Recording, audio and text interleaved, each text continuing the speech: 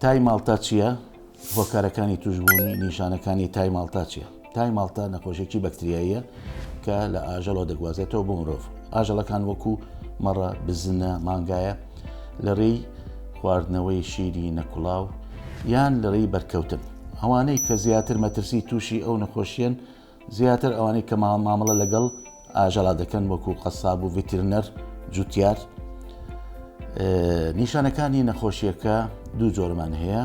تای ماڵتای توند ئەبێتە هۆی تا کە زیاتر لە ئێوارانە، تایەکە بە شێوەیەکی شەپۆلیە پێڵێن ئەندولەنت فیڤەر، و هەروەها ئارەقەکردن، زوو ماندووبوون، پشتێشە.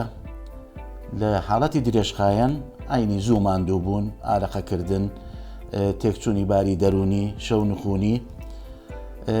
لە ماکەکانی نەخۆشیەکە لەوانەیە بێتەوەی هەوکردنی جونگە، هەوکردنی ئێسک، هەوکردنی جگەر، هەوکردنی گورچی لەوانە.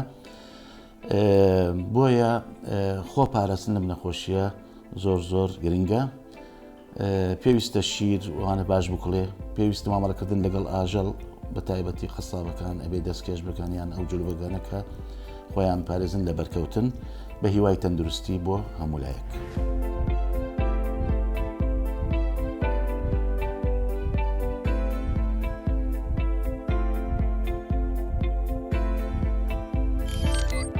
میهرەبانی، دڵسۆزی و لێزانی.